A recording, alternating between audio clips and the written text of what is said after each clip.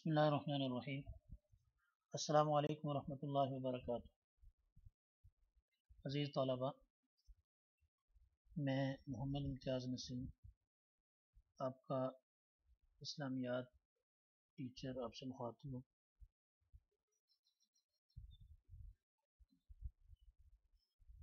آج ہم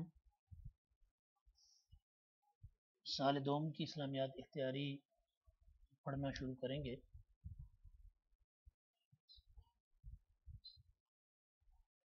اسلامیات اختیاری کے حوالے سے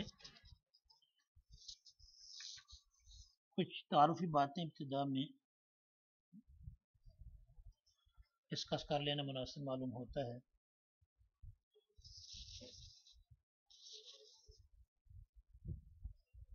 آپ کی جو اسلامیات ہے یہ بنیادی طور پر دو حصوں پر مشتمل ہے۔ نمبر 1 قرآن کریم، نمبر 2 حدیث رسول صلی اللہ علیہ وسلم۔ قرآن کریم والا جو حصہ ہے وہ سورۃ البقرہ کے پہلے 20 رکوع کے ترجمے اور تفسیر پر مشتمل ہے، اور حدیث والا حصہ وہ امام نووی رحمۃ اللہ علیہ کی کتاب اربعین نووی کی 42 حدیثوں کے ترجمے اور تشریح پر مشتمل ہے۔ میں نے کچھ چیزیں کمپوز کی ہیں وہ آپ کو دکھانے اور سمجھانے کے لیے، لیکن باقی تفصیلات بعد میں۔ پہلے کچھ چیزیں زبانی بتاتا ہوں قرآن کریم کے تعارف کے حوالے سے، وہ آپ اپنے پاس نوٹ بک میں نوٹ کرتے جائیں تاکہ بعد میں اس کو محفوظ کرنا اور یاد کرنا آسان ہو۔ تو قرآن کریم والا جو حصہ ہے اس میں ایک سوال ہوتا ہے 10 نمبر کا، تعارف قرآن کے حوالے سے۔ تعارف قرآن کریم سب سے پہلے ہے قرآن کریم کا معنی پھر دو طرح کا ہوتا ہے، لغوی اور اصطلاحی۔ لغوی معنی یعنی کسی چیز کا ڈکشنری میں جو معنی لکھا ہے، اصطلاحی معنی یعنی خاص کسی ایک پس منظر میں بطور اصطلاح جب کوئی لفظ بولا جاتا ہے تو اس سے کیا مراد ہوتی۔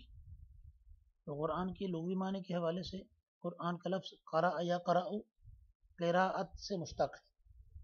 قرأ پڑھا اس نے، یقرأ پڑھتا ہے، قراءت کا معنی پڑھنا۔ تو پھر قرآن کا معنی کیا ہوگا؟ پڑھی جانے والی چیز۔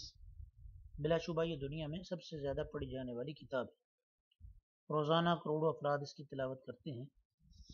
مستشرقین بھی یہ بات ماننے پر مجبور ہیں کہ دنیا بھر میں صرف قرآن ہی ایسی کتاب ہے جو سب سے زیادہ پڑھی جاتی ہے۔ قرآن کریم کا دوسرا معنی قارن یقرن، ملنا، ملانا، جمع ہونا، جمع کرنا۔ اس معنی کے اعتبار سے قرآن اس لیے کہتے ہیں کہ یہ بہت سے بلکہ تمام علوم و معارف کا مجموعہ ہے۔ قرآن کریم کے اصطلاحی معنی یا اس کی تعریف یعنی اس کی ڈیفینیشن، اس کو ڈیفائن کیسے کریں؟ اللہ کا وہ کلام جو حضرت محمد صلی اللہ علیہ وسلم پر نازل ہوئی، یا اگر آپ تفصیل کریں تو آپ یوں کہہ سکتے ہیں کہ قرآن وہ کتاب ہے، اللہ کا وہ کلام ہے جو اللہ تبارک و تعالیٰ نے جبریل علیہ السلام کے واسطے سے حضور نبی کریم صلی اللہ علیہ وسلم کے مبارک دل پہ اتارا۔ قرآن کریم کے کئی نام ہیں، خود قرآن کریم کے اندر بھی قرآن کے بہت سے نام مذکور ہیں، تقریباً 55 ہیں ایسے نام۔ ان میں سے ایک نام القرآن، یعنی قرآن کا نام قرآن، یہ خود قرآن میں آیا ہے، سب سے زیادہ پڑھی جانے والی کتاب۔ دوسرا الفرقان، حق و باطل میں فرق کرنے والا۔ تیسرا نام الذکر، نصیحت کی بات یا یاد دلانے والا۔ چوتھا نام الکتاب، ایک لکھی ہوئی چیز، ایک مکمل تحریر۔ یہ قرآن کریم کا نام جو کتاب ذکر کیا گیا قرآن کریم کے اندر، یہ بھی دلیل ہے اس بات کی کہ نبی کریم صلی اللہ علیہ وسلم کی حیات مبارکہ میں جب قرآن اتر رہا تھا ساتھ ساتھ لکھا جا رہا تھا۔ جیسا غیر مسلموں کا یہ اعتراض کہ قرآن کریم نبی کریم صلی اللہ علیہ وسلم کی وفات کے بعد لکھا گیا، یہ غلط ہے، بے بنیاد۔ التنزیل، پانچواں نام التنزیل۔ التنزیل کا مطلب تھوڑی تھوڑی کر کے نازل ہونے والی چیز. پہلی آسمانی کتاب میں اکٹھی نازل ہوئی. قرآن کریم تھوڑا تھوڑا کر کے ضروریات اور حالات کے مطابق تقریباً 23 سال کے عرصے میں نازل ہوا. اس کی صورتیں 114 ہیں، جن میں 86 مکی ہیں، یعنی مکی زندگی میں ہجرت سے پہلے نازل ہوئی. 28 مدنی ہیں، یعنی ہجرت کے بعد مدینہ منورہ والی زندگی میں نازل ہوئی. آیات کے بارے میں مشہور قول ہے کہ 6666، لیکن ایک دفعہ گنی تھی تو ساری صورتوں کی شروع کے اندر، ہر صورت کی شروع میں آیات کی تعداد لکھی ہوتی ہے، وہ آپ بھی جمع کر سکتے ہیں. مجھے ایسے یاد پڑتا ہے کہ گننے سے 6231 تعداد جو تھی وہ بنی تھی. پارے، اس کے پارے ہیں 30، رکوع کی تعداد 540، 7 منزلیں ہیں اس میں، اور الفاظ قرآن کریم کے 86,430. اور اگر اس کے حروف کو دیکھا جائے تو یہ بنتے ہیں 3,23,760. قرآن کریم کی مدت نزول یہ تقریباً 22.5 سال ہے، لیکن تک ایک عمومی راؤنڈ فگر جو بولا جاتا ہے تو یہ تقریباً 23 سال میں نازل ہوا. قرآن کریم نازل کیسے ہوا؟ وحی کے ذریعے سے. اب وحی کیا ہے؟ اس کے بھی یہی دونوں معنی ہم پڑھیں گے، لغوی معنی اور اصطلاحی معنی. وحی کا لغوی معنی ہے خفیہ اشارہ کرنا، چپ کے بات کرنا، دل میں کوئی بات ڈال دینا. اور اگر ہم اس کی تعریف کریں، یعنی اس کا اصطلاحی معنی سمجھنے کی کوشش کریں تو وہ یوں ہوگا کہ اللہ تبارک و تعالیٰ کی طرف سے وہ پیغام جو اللہ تبارک و تعالیٰ اپنے خاص بندوں پہ نازل فرماتے ہیں. اس کے آگے صورتیں کئی ہو سکتی ہیں. مثلا وہ صورتیں بعد میں پڑھتے ہیں، پہلے وحی کی 2 قسمیں پڑھ لیں. وحی کی 2 قسمیں، ایک ہے وحی مطلوب، ایک ہے وحی غیر مطلوب. مطلوب کا مطلب تلاوت کی جانے والی. جس وحی کی نماز کے اندر تلاوت کی جاتی ہے اس کو کہتے ہیں وحی مطلوب. ظاہر ہے یہ قرآن کریم ہے، اس کے الفاظ بھی اللہ کی طرف سے، مضامین بھی اللہ کی طرف سے. دوسری وحی غیر مطلوب. وحی غیر مطلوب وہ جس کی نماز میں تلاوت نہ کی جائے، جیسا کہ حدیث مبارک. مضامین یہ بھی اللہ ہی کی طرف سے ہوتے تھے، الفاظ نبی کریم صلی اللہ علیہ وسلم کے اپنے ہوتے تھے. اب وحی نازل ہونے کی جو شکلیں ہوتی تھی یا وحی نازل ہونے کے جو طریقے ہوتے تھے وہ چند ایک درج ہے. یہ میں جو آپ کے سامنے ذکر کر رہا ہوں چند ایک وہ ہے. پہلا طریقہ، گھنٹیاں بجنے کی آواز. اس کو عربی میں سلسلۃ الجرس کہتے ہیں. حدیث کے اندر اس صورت کے لیے لفظ استعمال ہوا سلسلۃ الجرس. کہ آپ صلی اللہ علیہ وسلم پر جب وحی نازل ہونے لگتی تھی اس صورت کے ساتھ، یعنی اس انداز میں، تو ایسے محسوس ہوتا تھا جیسے گھنٹیاں بج رہی ہیں، یعنی آپ کو ایسا محسوس ہوتا تھا. وحی کا یہ جو طریقہ تھا یہ سب سے شدید سخت طریقہ ہوتا تھا. آپ صلی اللہ علیہ وسلم کو ایسے محسوس ہوتا تھا کہ جان نکل رہی، سواری وحی کے بوجھ کی وجہ سے بیٹھ جاتی تھی. آپ صلی اللہ علیہ وسلم نے فرمایا کبھی کبھی میرے پاس وحی گھنٹیوں کی آواز کی صورت میں آتی ہے اور یہ میرے لیے سب سے سخت صورت ہوتی، شکل ہوتی. دوسری صورت وحی کی یا وحی کی دوسری شکل، فرشتے کا انسانی شکل میں آنا. بعض اوقات وحی والے فرشتے یعنی جبرائیل علیہ السلام انسانی شکل میں آپ صلی اللہ علیہ وسلم کے پاس تشریف لاتے تھے، اور جب انسانی شکل میں آتے تو اکثر ایک صحابی حضرت دحیہ کلبی رضی اللہ عنہ کی شکل میں آتے تھے. کتابوں میں دحیہ لکھا ہوتا ہے، غلطی سے بعض جو طلباء ہیں وہ دحیہ پڑھتے ہیں. یہ غلطیاں جو ہیں یہ اوائڈیبل ہیں، ان سے بچنا چاہیے. دحیہ ہے، دحیہ نہیں ہے. اسی طرح نبی کریم صلی اللہ علیہ وسلم کو ابو لہب کی جس لونڈی نے دودھ پلایا تھا اس کا نام سویبہ ہے. سے وہ یہ بے ہے سویبہ، وہ صوبیہ پڑھ دیتے ہیں بعض لوگ.